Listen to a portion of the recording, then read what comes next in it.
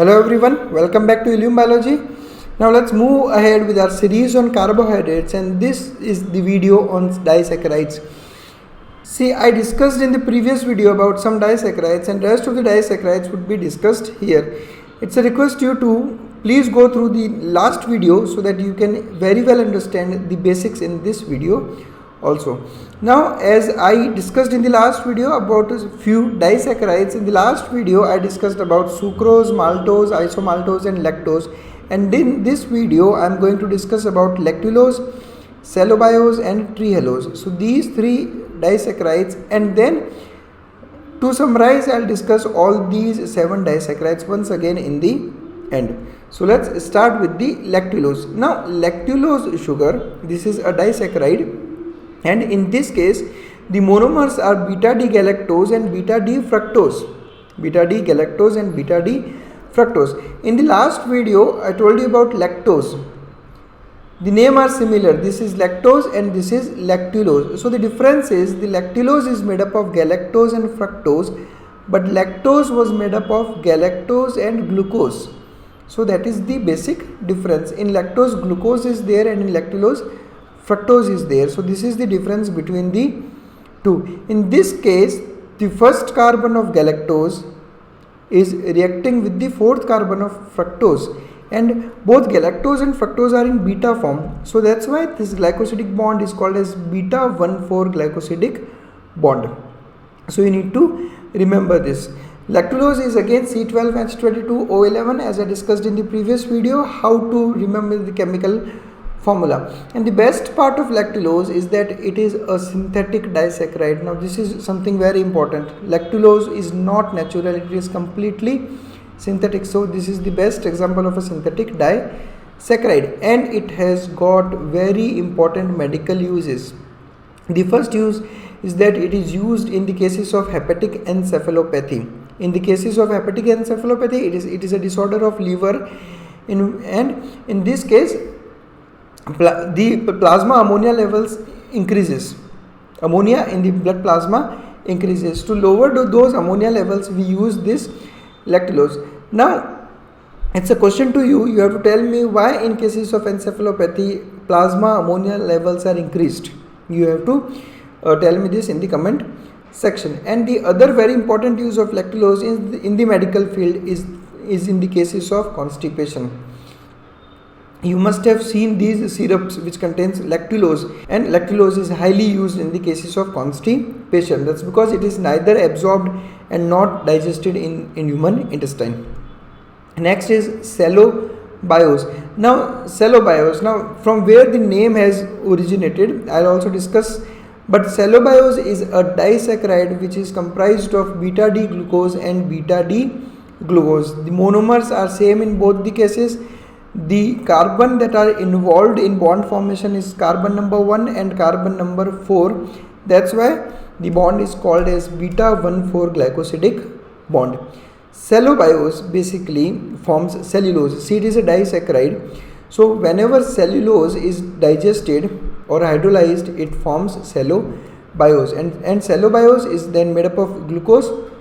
So when there is hydrolysis of cellobiose, further hydrolysis would give us beta D glucose. So cellobiose is basically formed by the hydrolysis of cellulose. Next is trehalose or tremalose or micose. See, all the three names are same. Again a disaccharide which is formed by alpha D glucose and alpha D glucose. Now in this case also monosaccharides are same, but this is something very interesting. See, in this case carbon number first of this glucose, see, this is glucose A, this is glucose B. First, second, third, fourth, fifth and sixth, these are the carbon atoms. In this case this is first, second, third, fourth, fifth and sixth. So in this case, in the case of micose or trehalose, in both the cases of glucose, first carbon is involved in the bond formation. That's why the glycosidic bond formed is alpha 1,1 glycosidic bond, because in both the cases first carbon are involved. And listen to this carefully. See, this is the functional group attached on the first carbon. This is the functional group attached on the first carbon. So in the case of trihalose, both functional group are involved in bond formation. That means none of the functional group is free. That's why trihalose is another example of a non-reducing sugar. In the last video we discussed why sucrose is non-reducing and trihalose is also non-reducing, because in both the cases the functional groups are involved in the bond formation. That's why sucrose and trihalose are two disaccharides that are non-reducing. Again, the formula is C12H22O11. A peculiar thing about trihalose is that it has got a very high water retention capability, and that's why many bacteria, fungi, plants and even some invertebrate animals synthesize it to survive freezing and lack of water, because it has got good water retention capability. Trihalose, you must have also heard that trihalose is a sugar that is present in the hemolymph of insects. As we all studied, in the case of insects there is a body cavity called as hemocoel, which is filled with a fluid called as hemolymph, which acts like a blood in the case of insects. This hemolymph contains trihalose or mycose sugar. So before finishing, I'll summarize all the disaccharides that we studied in the last video and in this video. First one is the sucrose. Sucrose is made up of alpha D glucose and beta D fructose, and the bond is alpha 1 beta 2 glycosidic bond. Maltose is formed of alpha D glucose and alpha D glucose. Bond is alpha 1 4 glycosidic bond. Isomaltose, alpha D glucose and alpha D glucose. The bond is alpha 1 6 glycosidic bond. That's why it is called as isomaltose. That's because in both maltose and isomaltose monomers are same, but the difference lies in the bond. In this case, first carbon and fourth carbon are involved in bond formation, but in this case first carbon and sixth carbon forms the glycosidic bond. So that is the only difference between maltose and isomaltose. Next is lactose, which is formed of beta D galactose and beta D glucose.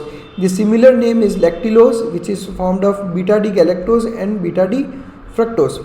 The name are similar, but the difference is this: one contains glucose and one contains beta D fructose.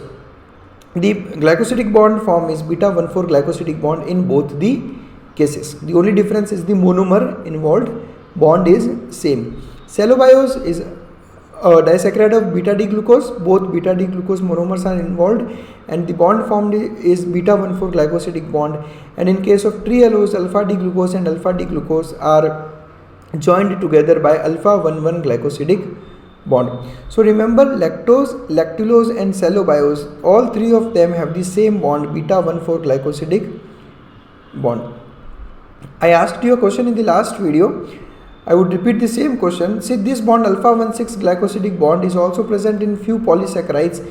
You have to answer me that which polysaccharides contain this bond in the comment section. Sucrose, when hydrolyzed, forms the invert sugar.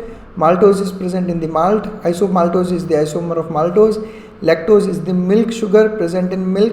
Lactulose is a synthetic sugar with very good medicinal uses. It's a very good medicine for constipation. Cellobiose is formed during the hydrolysis of cellulose, and trihalose is present in the hemolymph of insects.